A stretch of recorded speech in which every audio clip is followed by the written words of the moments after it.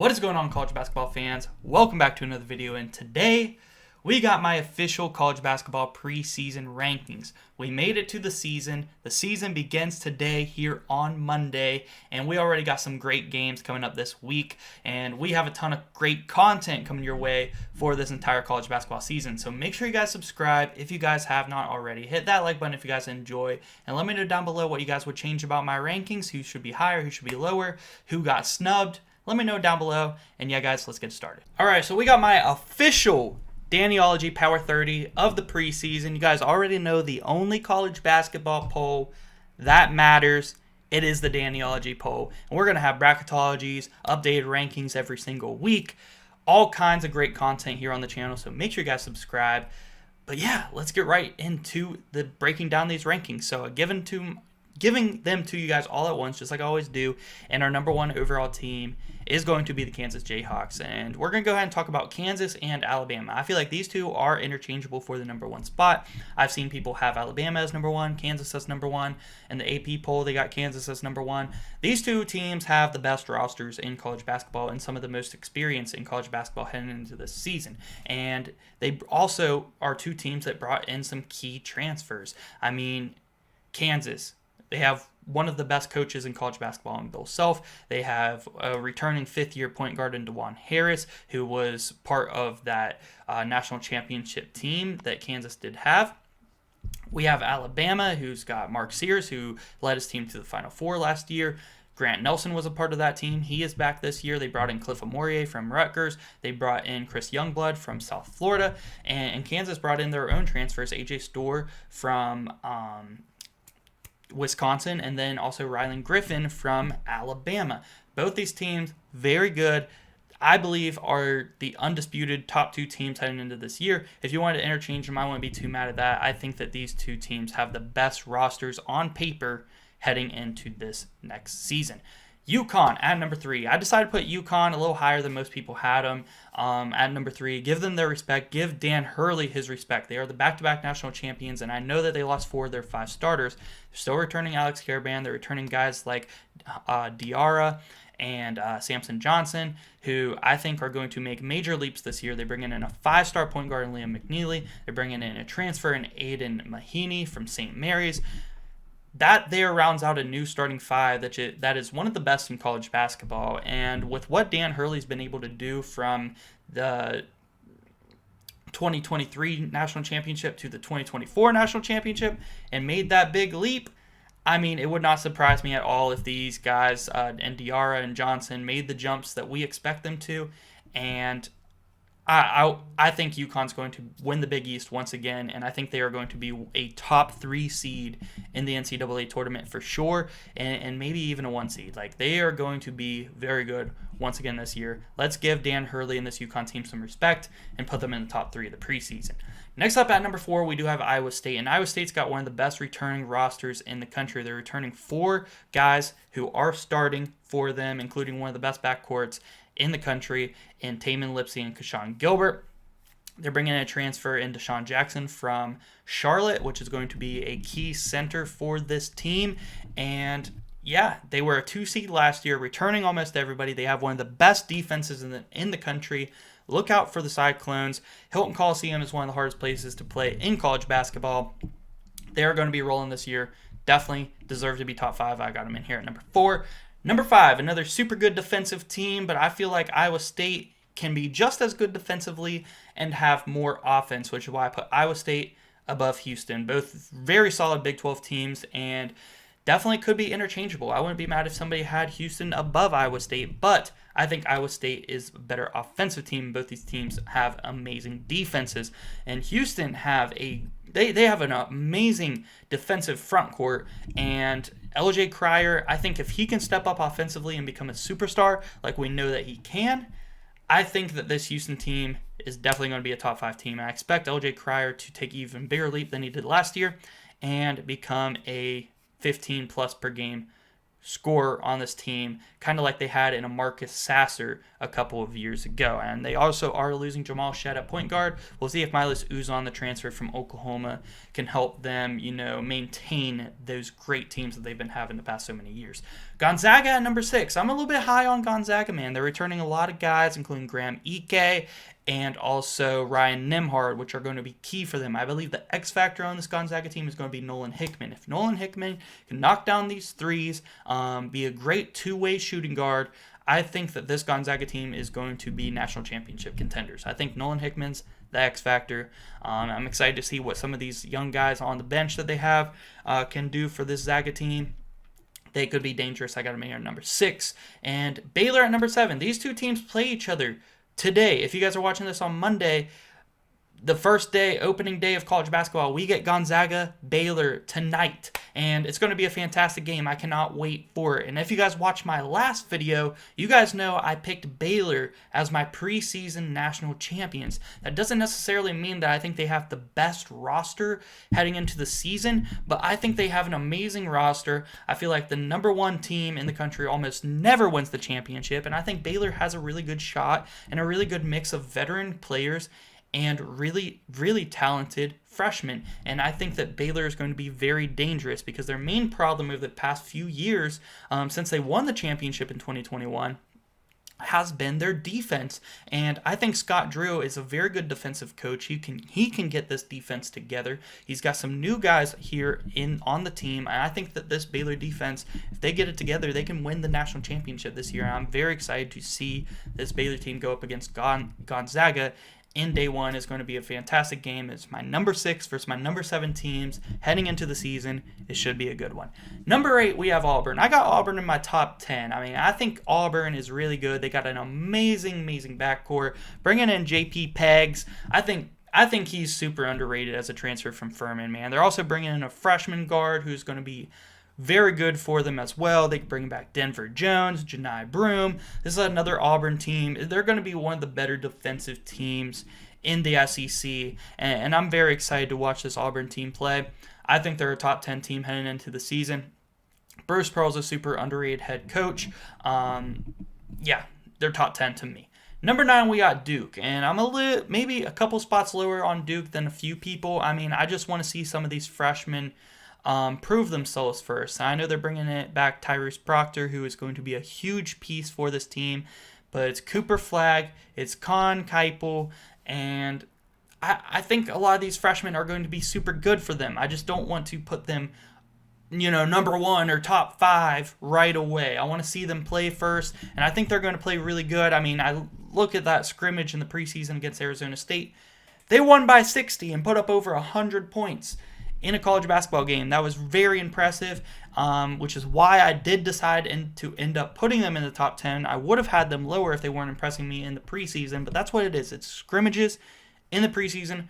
I want to see it when they get into their actual season and see them play, and I think they are going to be the best team in the ACC this year. I have them as my highest ranked ACC team. I have them as number 9, top 10 preseason, so I'm not hating on them whatsoever. I think they're going to be a very good team, a top 4 seed in March Madness. I just can't put them higher than 9 up to this point because I think all 8 teams above them are proven teams who have proven guys and have proven coaches that are just more proven than John Shire is since he's taken over for Coach K at Duke.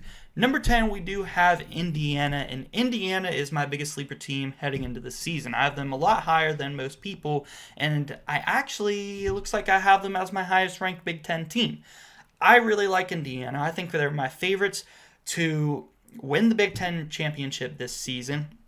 I think they have a more complete roster than a lot of people are thinking. They brought in 2 of the best transfers in the country in Miles Rice and Umar Ballo.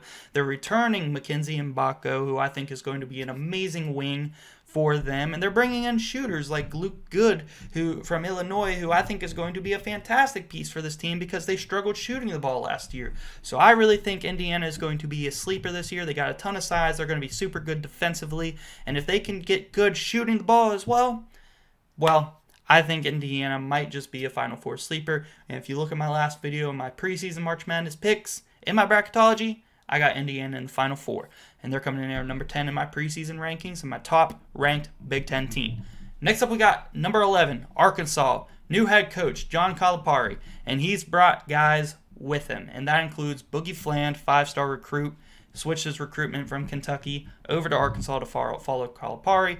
DJ Wagner, he's a 5-star the year before. Didn't play much last year at Kentucky, transferred over to Arkansas. They are both looking very, very good in the preseason. Those are two really, really talented guards.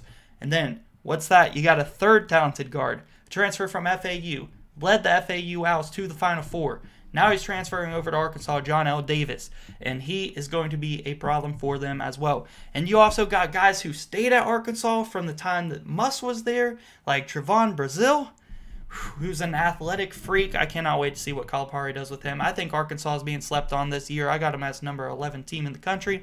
We'll see if Calipari can actually get some wins in March, because it's been a while since he was able to do that. He's been losing to not so great teams here since the last few times he's been a high seed in March Madness with Kentucky. Last year he lost to Oakland in the first round. A couple years before that he lost to St. Peter's in the first round, a 15 seed over a 2-seeded Kentucky team.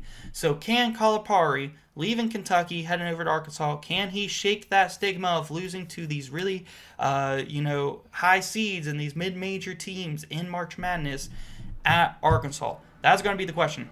But I don't think it's going to be a question that they are going to be very, very good in the regular season this year with Arkansas. I think they're going to be one of the top SEC teams in the country, and I got them coming in here number 11.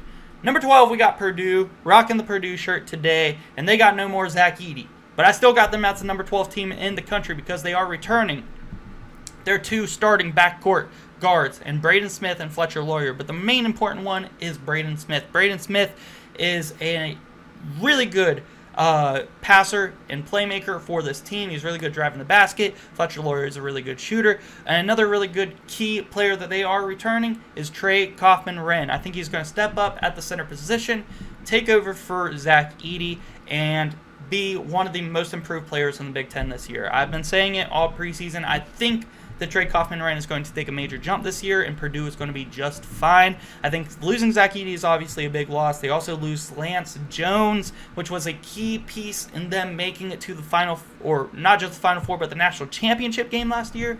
He was a senior as well, so losing those two guys is going to be tough. Losing Mason Gillis to Duke is, I don't look at it as that great of a loss. I mean, I think Purdue would love to have him back, but, definitely not as great of a loss as Lance Jones or Zach Edey. But I still think Purdue is going to be one of the better teams in the Big Ten this year, and they're going to be competing for a Big Ten title. And I got them coming in at number 12. Number 13, we do have North Carolina. And I'm not so high on North Carolina this year as some people. Some people got them in the top 10. Most people got them in the top 10. I got them down here at number 13. And I still sometimes look at this and think they may be a little bit too high. But I think R.J. Davis is going to be one of the better scoring guards in the country, just like he was last year.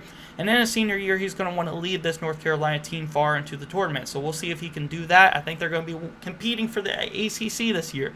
I don't think they're as good as Duke, but I do think they are going to be one of the better teams in their league.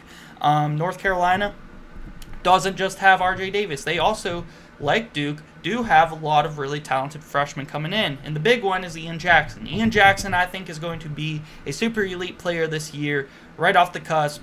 In his freshman year, I think Ian Jackson is going to be a force. I think they got some pieces. I think North Carolina's going to be good. That's why I got them in the top 15. That's why I got them ranked. But I just don't got them in the top 10.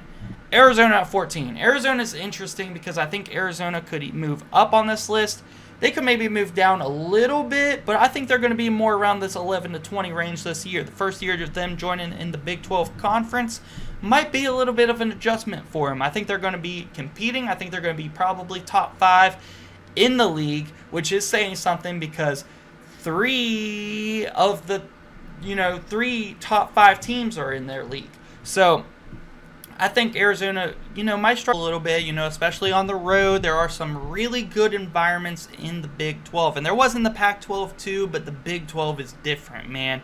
Heading into, Hilton Coliseum, heading into Kansas, Allen Fieldhouse, heading in, there is some crazy Texas Tech, Kansas State. even some of the bottom tier teams, like my favorite teams, West Virginia, that is a tough atmosphere to go to, especially for Arizona. You're going across the country. But teams also have to go to Arizona there in the Big 12. So they got to capitalize on the home games. That is very key for all Big 12 teams every single year, especially as of recently. You got to win your home games because going on the road is brutal in the Big 12. But Arizona does have a really good backcourt. Jaden Bradley, Caleb Love. They do have some other good pieces as well, but I think their backcourt's really going to help carry them this year. And it's always a good thing to have a veteran backcourt. Xavier at 15. I'm very high on Xavier. In the AP poll, I'm pretty sure Xavier is unranked. I got him number 15. I think Xavier is really good. I think they're the second best team in the Big East Conference, just behind UConn this year. And I think the people are sleeping on them because they didn't make March Madness last year, so they're a little bit unfamiliar with them. But they do have one of the better backcourts in the country and in the Big East Conference. I think they're going to be very solid. They're returning a power forward named Zach Freemantle, who's going to be very solid for them as well. And yeah, I'm very high on the Xavier Musketeers. I got them at 15. And I just realized, actually, very unintentionally, Xavier is right behind Arizona, which is Sean Miller's teams. Sean Miller left Xavier to go coach at Arizona, and then when he left Arizona, he went back to Xavier. And then right behind Xavier, I got Cincinnati, which is their biggest rival, both in the city of Cincinnati. So super unintentional that all three of those teams are back-to-back-to-back, but that's how it worked out. Cincinnati at number 16. I think Cincinnati's going to be great this year. I think they're going to be very good in the Big 12 Conference as well. They got an awesome backcourt of two of my favorite names in college basketball of Day Thomas and Jizzle James. Super good names, super fun, and this team is going to be super fun. Also bringing in guys like, what is his name? Dylan... The transfer from Texas, who was a 5-star recruit, brought him in the transfer portal. He's super athletic wing. Super excited to see what they can do here. And yeah, Cincinnati looking very solid. I think they're a number 16 team in the country. And yeah, let's see if they can do it. Let's see if they can, live up to this hype that they got in this offseason. Kentucky at number 17. No more Calipari. Talked about him moving to Arkansas earlier in this video. Bringing in Mark Pope. The coach from BYU, and he's bringing Jackson Robinson with him.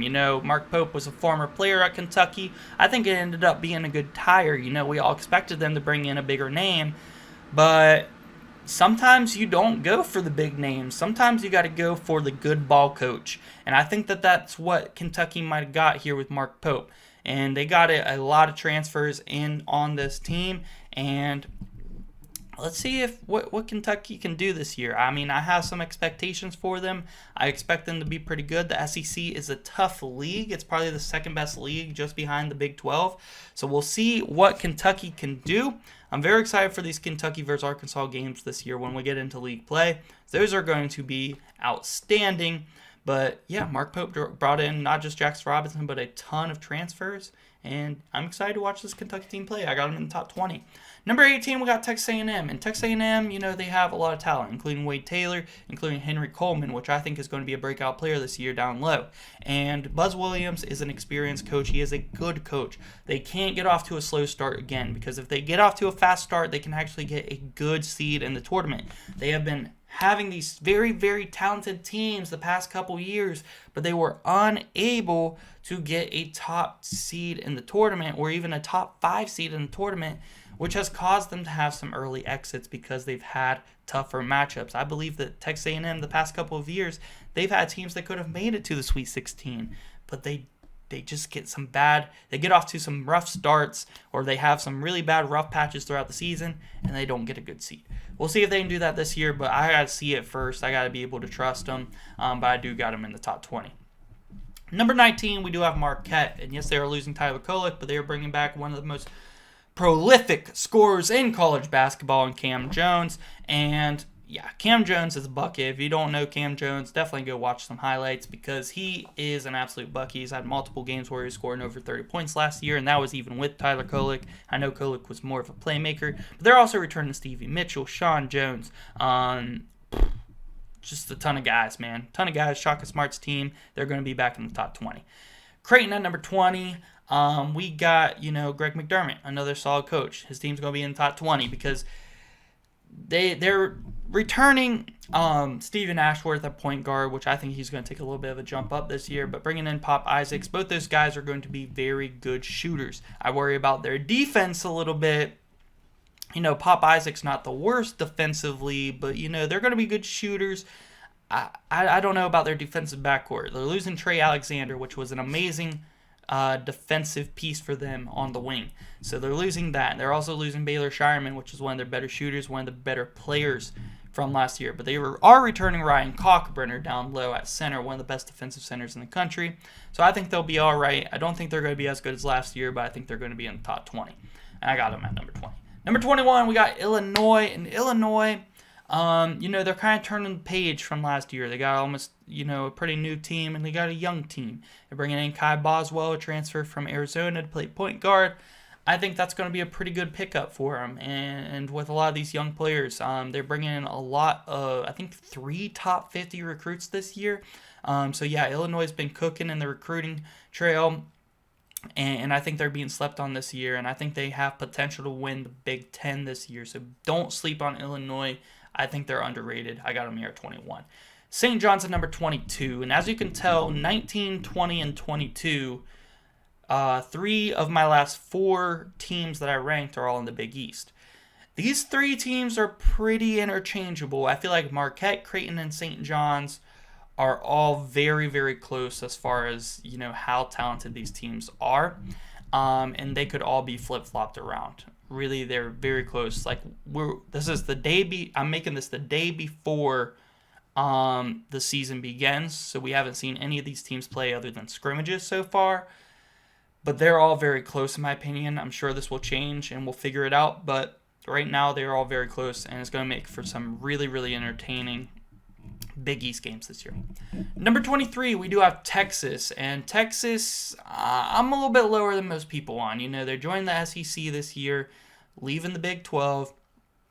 And we'll see what they can do. They brought in a weird mix of transfers, like including Tremont Mark from Arkansas and Arthur Kaluma, who's a former Creighton guy. Then he went to Kansas State last year, had a weird year there, and now he's going to Texas. And it's almost like, man, Arthur Kaluma, if you would have just stayed at Creighton, you maybe would have had a better overall career. Sometimes the best move is to stay where you're at. But it's a weird form of guys, and I'm pretty sure they're losing Dylan Dessou, which was a very good piece for them last year, and they're losing Tyrese Hunter, who transferred over to Memphis. So I'm a little bit iffy on Texas this year. They could definitely prove me wrong, but they also got a really good 5-star freshman coming in. Caden Shedrick, a former transfer from Virginia. I'm just not very high on him. I think it's a weird mix of transfers. Sometimes they don't mesh, and I'm not a believer. I'm not a believer in the Horns this year. Next up, we got Tennessee, and again, I'm not a believer in Tennessee this year. I think they struck gold last year. I think they struck absolute lightning in a bottle, picking up Dalton Knecht, who was one of the best players in the country last year, and got him as a transfer from Northern Colorado. I think they caught lightning in a bottle last year, and they're losing him. They are bringing back Zakai Ziegler, who's got to be pushing 30. And yes, he's going to be good. They're always a good defensive team coached by Rick Barnes, but they can leave him. I'm not a believer in Tennessee. I do have them ranked because they are a good team, but most people tell you they're top 15 team or top 10. Nah, you can keep Tennessee. I think Dalton Knecht really helped them offensively last year, and they're going to struggle. UCLA at number 25. I think they got a nice distribution of freshmen coming in, and I think UCLA is going to bounce back. Join the Big Ten. It's going to be fairly interesting with them joining the Big Ten. But they brought in transfer Kobe Johnson from USC, who's going to be pretty good. And I'm a pretty big believer in Dylan Andrews. I think he's going to be pretty good this year. So I got UCLA as 25. Number 26, we do have the Florida Gators. And I think the Gators are going to be pretty good. Walter Clayton, one of the more underrated guards in college basketball, coming in. They got a 7-footer Actually, I think they got like a 7'5" dude coming in. I'm not sure how much playing time he's going to get this year, but pretty interesting there. Michael Handleton, I know pretty well as he used to play for Marshall.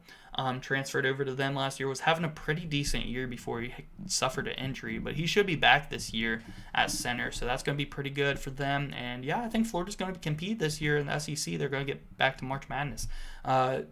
27, we do have Texas Tech. They're bringing in a transfer, JT Toppin from New Mexico, that I like a lot. I think he's going to be a good fit there for the Red Raiders.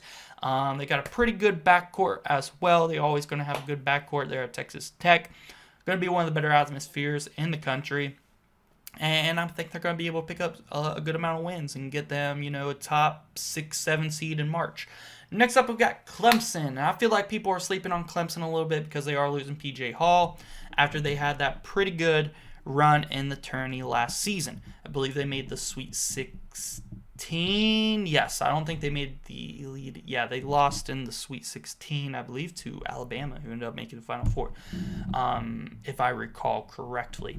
But yeah, they're still returning some pretty good pieces over there, and they're well coached. And in the ACC, there's some openings for some teams to really, jump up there.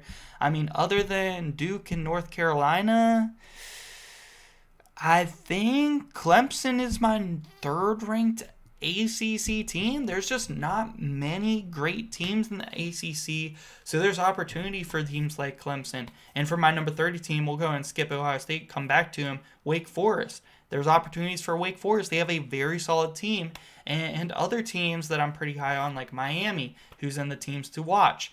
All those teams, very good opportunity. Even teams like Syracuse. I think Syracuse has a chance. Thank you so much for watching.